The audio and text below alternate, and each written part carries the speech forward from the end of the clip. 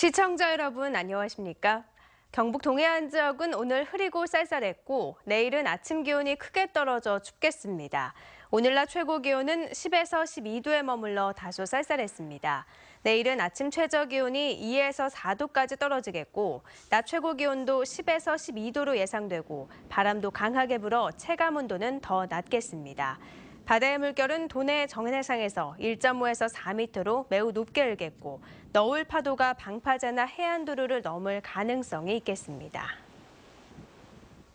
경상북도는 내년 정부 예산의 국회 상임위 심사 결과 경북의 경제산업 분야 국비 예산이 당초 정부안인 3,640억 원에서 379억 원 증액됐다고 밝혔습니다. 주요 반영 사업은 탄소산업 클러스터 조성에 154억 원, 산업용 나노 다이아몬드 제조 기술 개발 20억 원 등 4건에 220억 원이 신규 반영됐고 항공전자 시험평가 기반 구축 15억 원, 기능성 점토 광물 산업 육성 17억 원 등 11건에 159억 원이 증액됐습니다. 경상북도는 다음 달 7일부터 시작될 국회 예결특위에서 경북의 주요 현안 사업들이 반영될 수 있도록 지역 국회의원들을 상대로 적극적인 지원을 요청하고 있습니다. 철강 소재 전문 기업인 포스코엠텍의 3분기 매출은 줄었지만 영업이익은 70배나 늘었습니다.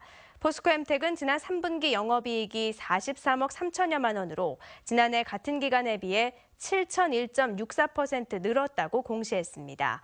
같은 기간 매출은 664억 8천여만 원으로 31.01% 줄었고 당기순이익은 30억 4천여만 원으로 흑자 전환했습니다.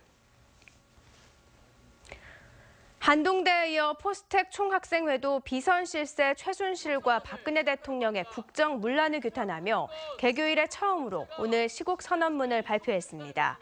포스텍 총학생회는 과학도라는 변명으로 시국을 외면하기보다 용기를 내 이제 포스텍 학생들이 외치고자 한다며 최순실 게이트 관련자들을 모두 철저히 수사해 진실을 규명할 것을 촉구한다고 밝혔습니다. 동국대 경주캠퍼스 총학생회도 시국 선언을 발표하고 박근혜 정권의 비선 실세가 권력의 치마폭 아래에서 호의호식하며 대한민국을 조종하고 있었다며 국회가 주체가 되는 별도 특검 실시와 철저한 진상규명, 엄정한 처벌을 촉구했습니다. 해군과 해병대는 한국군 단독의 상륙작전 능력 향상을 위한 합동 상륙훈련을 오늘부터 다음 달 6일까지 포항 도구해안 일대 등에서 실시한다고 밝혔습니다. 이번 훈련에는 이지스 구축함과 상륙함, 소해함 등 해군 함정 10여 척과 육해공군 항공기, 상륙 돌격 장갑차 30여 대, 해병대 병력 2,600여 명이 동원되며 미국 해병대 130여 명도 참가해 우리 군과 상륙작전 절차를 훈련합니다. 지난 22일 울릉도 성인봉 지형답사 중 실종됐다가 어제 오후 5시쯤 숨진 채 발견된 울릉 경비대장 조영찬 경정은 추락해 숨진 것으로 경찰이 결론을 내렸습니다. 경찰은 조 대장이 실종 당일 오전에 대원들을 면담한 뒤 성인봉에 올라가 지형을 탐방하는 등 전화로 부대 지휘 업무를 하다 사고를 당했다며 다른 사건 개연성은 전혀 없다고 밝혔습니다. 고 조영찬 경정의 분향소는 경북대학교 병원 장례식장에 설치돼 있으며 연결식은 다음 달 2일 오전 10시에 경북지방경찰청장으로 치러질 예정입니다. 국가보훈처와 한국보훈복지의료공단은 오늘 경주 지진 피해 국가유공자 가옥 복구 준공식을 열었습니다. 국가보훈처는 지난 지진으로 피해를 입은 한국전쟁 참전유공자 84살 황병규 옹의 경주시 황남동 한옥주택을 말끔히 복구했습니다.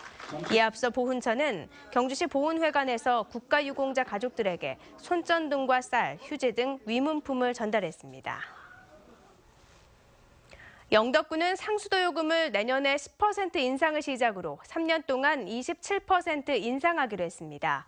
영덕군은 2014년에 상수도 요금을 15% 인상한 이후 동결해왔지만 생산 원가 대비 사용료 현실화율이 40%에 불과한 데다 행정자치부의 요금 인상 권고를 따를 수밖에 없다고 설명했습니다.